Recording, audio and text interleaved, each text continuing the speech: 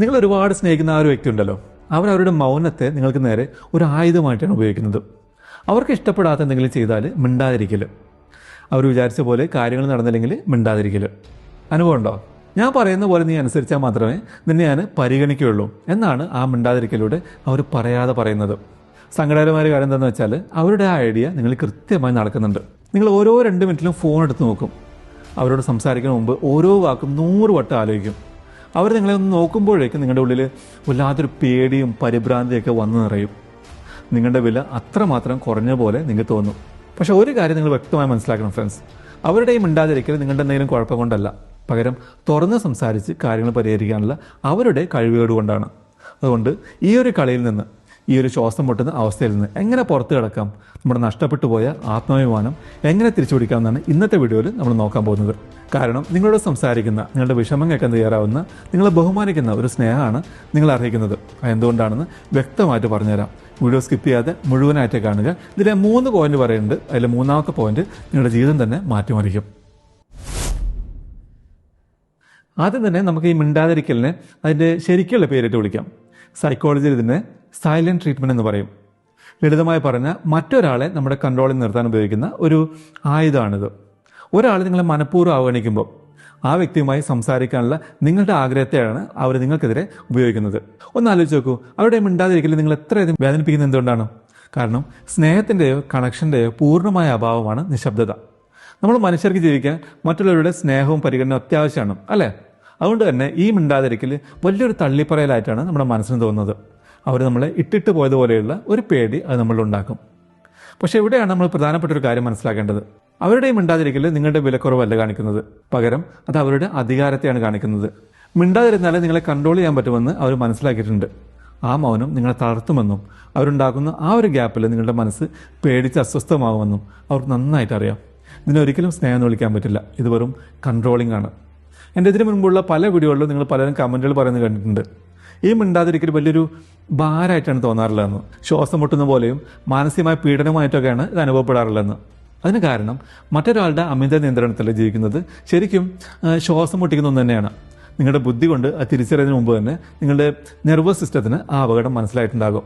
നിങ്ങൾ എപ്പോഴാണ് ഈ സത്യം തിരിച്ചറിയുന്നത്, അതായത് ഇത് സ്നേഹമല്ല, നിങ്ങളെ കൺട്രോൾ ചെയ്യാനുള്ള അവരുടെ ഒരു അടവാണെന്ന് മനസ്സിലാക്കുന്നത്, അന്ന് മുതൽ നിങ്ങളുടെ ലൈഫിൽ കാര്യങ്ങളൊക്കെ മാറി മറിയാൻ തുടങ്ങും. നമ്മൾ ഭൂരിഭാഗം ആളുകളും പോയി വീഴുന്ന ആ ഒരു മെയിൻ ട്രാപ്പ് എന്താണെന്ന് ഞാൻ പറഞ്ഞു തരട്ടെ. ഒരാൾ നമ്മൾ അവഗണിക്കാൻ തുടങ്ങുമ്പോൾ നമ്മുടെ സ്വാഭാവികമായ പ്രതികരണം എന്തായിരിക്കും? നമ്മളവരുടെ പുറകെ വെച്ച് പിടിക്കും, നിർത്താതെ മെസ്സേജ് അയച്ചുകൊണ്ടിരിക്കും, അല്ലെങ്കിൽ വലിയ വലിയ പാരഗ്രാഫ് എഴുതി അയക്കും, വീണ്ടും വീണ്ടും വിളിച്ചുകൊണ്ടിരിക്കും. നമ്മൾ ചെയ്യാത്ത തെറ്റുകൾക്ക് വരെ ഒന്ന് മാപ്പ് പറയും. അവർ നമ്മളൊന്ന് മൈൻഡ് ചെയ്യാൻ വേണ്ടി നമ്മളിരുന്ന് കരയും, അവരുടെ മുന്നിൽ പോയി കെഞ്ചും. പക്ഷേ ഫ്രണ്ട്സ്, ഇവിടുത്തെ ആ ഹാർഡായിട്ടുള്ള സത്യം എന്താണെന്നറിയോ? നിങ്ങളിങ്ങനെ പുറകെ ഓടുമ്പം അവരുടെ ആ മോശം പെരുമാറ്റത്തെ നിങ്ങൾ ഒന്നുകൂടി പ്രോത്സാഹിപ്പിക്കുകയാണ് ചെയ്യുന്നത്. ഓരോ തവണ നിങ്ങളുടെ പുറകെ ഓടുമ്പോഴും ഒരൊറ്റ വാക്ക് പോലും മിണ്ടാതെ നിങ്ങൾ അവരോട് വിളിച്ച് പറയുന്നൊരു കാര്യമുണ്ട്: നിൻ്റെ ഈ മിണ്ടാതിരിക്കൽ ഭയങ്കര പവർഫുള്ളായ ഒരു അടവാണ്, ഇത് നീ ഇനിയും എൻ്റെ നേരെ ഉപയോഗിച്ചോ എന്ന്. അവരുടെ ആ ടോക്സിക് സ്വഭാവത്തിന് നിങ്ങളുടെ മുഴുവൻ ശ്രദ്ധയും കൊടുത്ത് നിങ്ങൾ അവർക്കൊരു റിവാർഡ് കൊടുക്കുകയാണ് അവിടെ ചെയ്യുന്നത്. ഒന്ന് അവരുടെ ഭാഗത്ത് നിന്ന് ആലോചിച്ച് നോക്കിയേ, അവർ നിങ്ങൾക്ക് നിശബ്ദത തരുന്നു. അപ്പോൾ ഉടനെ എന്താ സംഭവിക്കുന്നത്? നിങ്ങൾ ആകെ പാനിക്കാവുന്നു, അവരുടെ പുറകെ ഓടുന്നു, നിങ്ങളുടെ ഫുൾ ഫോക്കസ് അവരുടെ മേലേക്ക് മാറ്റുന്നു. ചുരുക്കം പറഞ്ഞാൽ, മിണ്ടാതിരുന്ന അതിൻ്റെ മുഴുവൻ ശ്രദ്ധയും എനിക്ക് കിട്ടുമെന്ന് നിങ്ങളായിട്ട് തന്നെ അവരുടെ തലച്ചോറിനെ പക്കായിട്ട് പഠിപ്പിച്ച് വെച്ചിരിക്കുകയാണ്. അതുകൊണ്ട് അവർ ഈ അടവ് വീണ്ടും വീണ്ടും എടുത്തുപയോഗിക്കും. അവസാനം അവരുടെ മതിൽ തീർക്കാൻ വേണ്ടി മാത്രം നിങ്ങളുടെ ലൈഫ് മൊത്തം കളയേണ്ട അവസ്ഥ വരും. ഇതൊരു അറ്റമില്ലാത്ത സൈക്കിളാണ്. നിങ്ങൾ അവരുടെ പുറകെ ഈ ഭ്രാന്തമായി ഓടുന്നത് നിർത്താത്തിടത്തോളം കാലം ഈ കളി അവസാനിക്കില്ല. പക്ഷേ ഇവിടെ പ്രധാനപ്പെട്ട ഒരു കാര്യമുണ്ട്. പുറകെ ഓടുന്ന നിർത്തുക എന്ന് പറഞ്ഞാൽ നിങ്ങൾക്ക് അവരോട് സ്നേഹമില്ലെന്നല്ല, പകരം അവരെക്കാൾ കൂടുതൽ നിങ്ങളെ തന്നെ സ്നേഹിക്കാൻ തുടങ്ങി എന്നാണ് അതിൻ്റെ അർത്ഥം. കാരണം നിങ്ങളെ മനഃപൂർവ്വം അവഗണിക്കുന്ന ആ ഒരു വ്യക്തി ഉണ്ടല്ലോ, അവരോട് സംസാരിക്കാനുള്ള നിങ്ങളുടെ ആഗ്രഹത്തെ അവരൊട്ടും ബഹുമാനിക്കുന്നില്ല എന്ന് അവർ കാണിച്ചു തരികയാണ്. നിങ്ങളുടെ ഫീലിങ്സിന് അവരൊരു വിലയും തരുന്നില്ല. നിങ്ങളെ ശിക്ഷിക്കാൻ വേണ്ടിയാണ് അവർ ഈ നിശബ്ദത ഉപയോഗിക്കുന്നത്. നിങ്ങൾ എത്രത്തോളം സ്നേഹിച്ചാലും ഒരാളെ കൊണ്ട് നിങ്ങളെ ബഹുമാനിപ്പിക്കാൻ നിങ്ങൾക്ക് കഴിയില്ല ഫ്രണ്ട്സ്. പുറകെ ഓടിയതുകൊണ്ട് മാത്രം ഒരാൾക്ക് നിങ്ങളോട് കെയറിങ് ഉണ്ടാവില്ല. മാപ്പ് ചോദിച്ചുകൊണ്ട് മാത്രം അവർക്ക് നിങ്ങളുടെ വില മനസ്സിലാവുകയുമില്ല. നിങ്ങൾ പുറകെ ഓടുമ്പോൾ ഉണ്ടാകുന്ന ഒരേ ഒരു കാര്യം, അവരുടേത് അടിപൊളി ഒരു അടവാണെന്നും അത് കൃത്യമായിട്ട് വർക്കാവുന്നുണ്ടെന്നും അവർക്ക് മനസ്സിലാകും, അത്രമാത്രം. അപ്പോൾ ഇതിന് പകരം നമ്മൾ എന്താ ചെയ്യേണ്ടത്? നിങ്ങളുടെ നഷ്ടപ്പെട്ടു പോയ ആ പവർ തിരിച്ചുപിടിക്കാനുള്ള 3 സൈക്കോളജിക്കൽ സ്റ്റെപ്പുകൾ ഞാൻ പറഞ്ഞുതരാം. ഒന്നാമത്തെ സ്റ്റെപ്പാണ്, നിങ്ങളുടെ ബൗണ്ടറി ഒരൊറ്റ തവണ മാത്രം വ്യക്തമാക്കുക. അവരോട് ദേഷ്യപ്പെടാൻ നിൽക്കരുത്, കാര്യങ്ങൾ വലിച്ചു വാരി വിശദീകരിക്കാനും പോകരുത്. വളരെ ശാന്തമായ ഒരൊറ്റ തവണ മാത്രം കൃത്യമായി പറയുക. നീ ഇപ്പം മിണ്ടാതിരിക്കാനാണ് തീരുമാനിച്ചിരിക്കുന്നതെന്ന് എനിക്ക് മനസ്സിലായി. മാന്യമായി സംസാരിക്കാൻ നീ റെഡിയാകുമ്പോൾ നമുക്ക് സംസാരിക്കാം. അതുവരെ ഞാൻ എൻ്റെ കാര്യങ്ങളിലേക്ക് ഫോക്കസ് ചെയ്യുകയാണ്. ഇത്രയും പറഞ്ഞിട്ട് അവിടെ നിന്ന് മാറി നിൽക്കുക, അത്രമാത്രം. ഒരൊറ്റ ഡയലോഗ്. അതിനുശേഷം നിങ്ങളുടെ ഭാഗത്ത് നിന്ന് പക്ക നിശബ്ദമായിരിക്കണം. ഇതെന്തുകൊണ്ട് വർക്ക് ചെയ്യുമെന്ന് അറിയോ? കാരണം അവരുടെ ആ കളി നിങ്ങൾ കൃത്യമായിട്ട് കണ്ടുപിടിച്ചുവെന്ന് നിങ്ങൾ അവരെ കാണിച്ചു കൊടുത്തു. അവരുടെ ആ കളിക്ക് ഇനി നിങ്ങളെ കിട്ടില്ലെന്ന് അവർക്ക് മനസ്സിലാകണം. രണ്ടാമത്തെ സ്റ്റെപ്പാണ് ദി മിറർ ഓഫ് പീസ്. അവരുടെ ആ മൗനത്തിനോട് പ്രതികരിക്കുന്നതിന് പകരം എനിക്കതൊരു വിഷയമേ അല്ല എന്ന മട്ടിൽ അങ്ങ് വിട്ടേക്കുക. നിങ്ങളുടെ ഡെയിലി റൂട്ടീൻ കാര്യങ്ങളൊക്കെ പഴയതുപോലെ ചെയ്യുക. ഒരു പുസ്തകം വായിക്കുക, ഒരു നടത്തത്തിന് പോവുക, കൂട്ടുകാരെ വിളിക്കുക, ചിരിക്കുക. ഒന്നും സംഭവിക്കാത്ത പോലെ നിങ്ങളുടെ ലൈഫ് അങ്ങ് എൻജോയ് ചെയ്യുക. അവിടെ മിണ്ടാതിരിക്കൽ നിങ്ങളെ ഒട്ടും തളർത്തുന്നില്ലെന്നും അവരുടെ ആ ആയുധം നിങ്ങളുടെ ഒട്ടും വർക്കാവുന്നില്ലെന്നും അവർ കാണുമ്പോണ്ടല്ലോ, അവിടെ കാര്യങ്ങളാകെ മാറി മറിയും. അവർ തന്നെ ഉണ്ടാക്കിയ ആ മൗനത്തിൻ്റെ കൂട്ടിലിരുന്ന് അവർ ആലോചിക്കാൻ തുടങ്ങും. ഇവൻ അല്ലെങ്കിൽ ഇവള് എന്താ എൻ്റെ പുറകെ വരാത്തത്? എന്താ അവൾ പാനിക്കാവാത്തത്? ഇവൻ അല്ലെങ്കിൽ ഇവക്ക് പെട്ടെന്ന് ഇത്രയും പവർ കിട്ടിയത്, ധൈര്യം കിട്ടിയത് എന്ന്. ഇതാണ് ആ കണ്ണാടി. സമാധാനം എന്താണെന്ന് നിങ്ങളായിട്ട് അവർ കാണിച്ചു കൊടുക്കുകയാണ്. ഏതൊരു വഴക്കിനേക്കാളും പവർഫുള്ളാണ് ഉള്ളിലെ ആ ഒരു സമാധാനം. മൂന്നാമത്തെ സ്റ്റെപ്പാണ് ആ നിശബ്ദത പരിഹരിക്കാൻ നിങ്ങൾ ഓടിച്ചെല്ലരുത്. ഇത് ഭയങ്കര പ്രധാനപ്പെട്ട കാര്യമാണ് ഫ്രണ്ട്സ്. മറ്റൊരാൾ മനഃപൂർവ്വം ഉണ്ടാക്കിയ ആ ഒരു അകലം ഇല്ലാതാക്കാൻ വേണ്ടി ഓടിച്ചെല്ലേണ്ട യാതൊരു ബാധ്യത നിങ്ങൾക്കില്ല. ആ നിശബ്ദത അവിടെ തന്നെ അങ്ങ് കിടക്കട്ടെ. അതെ, അത് കാണുമ്പോൾ ഉള്ളിൽ വല്ലാത്തൊരു അസ്വസ്ഥത തോന്നും, വലിയൊരു ഭാരമായിട്ട് ഫീൽ ചെയ്യും. പക്ഷെ ഓർക്കുക, ആ അസ്വസ്ഥത നിങ്ങൾക്കെന്ന പോലെ അവർക്കും ഉണ്ടാകും. ഇതുവരെ ആ ഒരു ഗ്യാപ്പിലേക്ക് നിങ്ങളുടെ പേടിയും ഇൻസെക്യൂരിറ്റിയും അമിത നിരാശയൊക്കെ വലിച്ചെറിഞ്ഞിട്ട് നിങ്ങളായിട്ട് ആ സ്പേസ് ഫില്ല് ചെയ്തുകൊണ്ട് മാത്രമാണ് നിങ്ങൾക്ക് മാത്രം ഇത്രയും അസ്വസ്ഥത തോന്നിയത്. നിങ്ങൾ ആ പരിപാടി എപ്പോഴാണ് നിർത്തുന്നത്, അപ്പം മുതൽ ആ നിശബ്ദതയിരുന്ന് ശ്വാസം മുട്ടേണ്ടത് അവരായിരിക്കും. ആ അസ്വസ്ഥത കൈകാര്യം ചെയ്യേണ്ടത് അവരുടെ മാത്രം ഉത്തരവാദിത്തമായിട്ട് മാറും. ഇവിടെ വെച്ചാണ് കളി മൊത്തമായിട്ട് നിങ്ങളുടെ കൈകളിലേക്ക് വരുന്നത്. നമ്മുടെ കമൻറ്റ് സെക്ഷനിൽ പലരും വന്ന് വിഷമത്തോടെ പറയാനുള്ളൊരു കാര്യമുണ്ട്. വർഷങ്ങളായി ഇങ്ങനെയുള്ള അവഗണനയും മിണ്ടാതിരിക്കലുമൊക്കെ അനുഭവിച്ച് തങ്ങളാകെ ലോസ്റ്റ് ആയിപ്പോയി എന്ന്. നിങ്ങളൊരു കാര്യം കൃത്യമായിട്ട് മനസ്സിലാക്കണം ഫ്രണ്ട്സ്. മറ്റൊരാൾക്ക് നിങ്ങളുടെ വില കാണാൻ കഴിയുന്നില്ല എന്ന് വെച്ചാൽ അതിനർത്ഥം നിങ്ങൾക്ക് വിലയില്ല എന്നല്ല.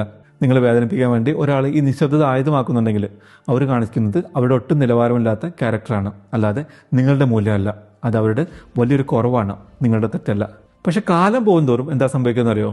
ഒരാൾ നിങ്ങൾ എപ്പോഴും ഇങ്ങനെ അവഗണിച്ചുകൊണ്ടേയിരിക്കുമ്പോൾ നിങ്ങളുടെ ഉള്ളിൽ എന്തോ വലിയ കുഴപ്പമുണ്ടെന്ന് നിങ്ങൾ തന്നെ സ്വയം വിശ്വസിക്കാൻ തുടങ്ങും. ഞാൻ ഇതിന് ലുക്ക് ഉണ്ടായിരുന്നെങ്കിലും, അല്ലെങ്കിൽ ഇതിലും സ്മാർട്ടായിരുന്നെങ്കിൽ, അല്ലെങ്കിൽ എൻ്റെ അടുത്ത് കുറച്ചുകൂടി പൈസ ഉണ്ടായിരുന്നെങ്കിലും അവരെന്നെ കുറച്ചുകൂടി നന്നായി നോക്കിയേനെ എന്ന് നിങ്ങൾ വെറുതെ ചിന്തിച്ചു കൂട്ടും. അതുകൊണ്ട് നിങ്ങൾ അവരെ സമാധാനിപ്പിക്കാൻ വേണ്ടി കൂടുതൽ കഷ്ടപ്പെടും.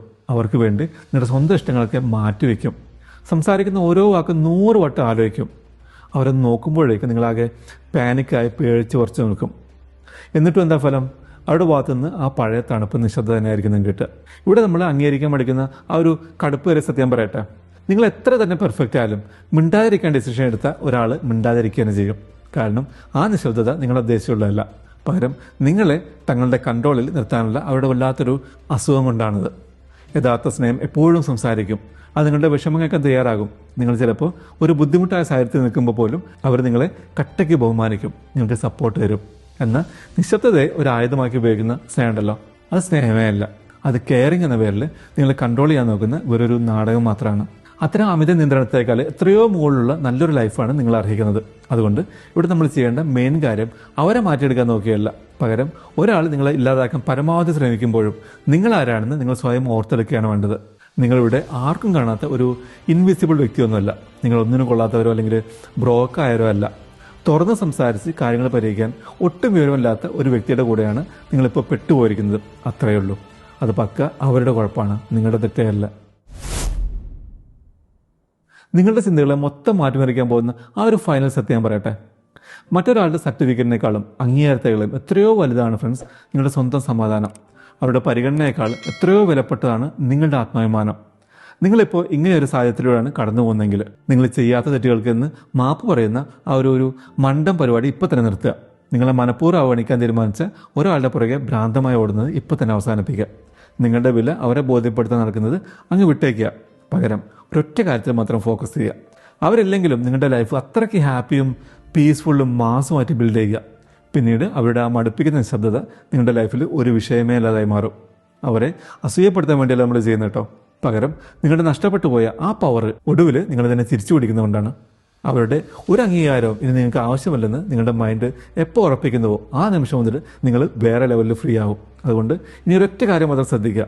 നിങ്ങൾ എപ്പോഴാണ് അവരുടെ പുറകെ വീണ്ടും ഓടാൻ ആഗ്രഹിക്കുന്നത്, എപ്പോഴാണോ ചെയ്യാത്ത തെറ്റിന് മാപ്പ് ചോദിക്കാൻ തോന്നുന്നത്, അല്ലെങ്കിൽ ആ നിശ്ശബ്ദത മാറ്റാൻ നിങ്ങളായിട്ട് മെസ്സേജ് അയക്കാൻ നോക്കുന്നത്. അപ്പോൾ തന്നെ സ്വയം ഒന്ന് കൺട്രോൾ ചെയ്യുക. എന്നിട്ട് അവിടുന്ന് അങ്ങ് ഇറങ്ങി പോവുക. സ്വന്തം ലൈഫ് ജീവിക്കുക. സ്വസ്ഥമായിട്ട് ശ്വാസം എടുക്കുക. നിങ്ങൾ ആരാണെന്ന് നിങ്ങൾ തന്നെ ഓർക്കുക. അപ്പോൾ വീഡിയോ ഇഷ്ടപ്പെട്ടെങ്കിൽ മറക്കാതെ ലൈക്ക് ചെയ്യുക. ഉപകാരപ്പെട്ടു എന്ന് തോന്നുകയാണെങ്കിൽ താഴെ യെസ് എന്ന് കമൻറ്റ് ചെയ്യുക, അല്ലെങ്കിൽ ഒരു ഹാർട്ട് ഇമോജി കമൻറ്റായിട്ട് ഇടുക.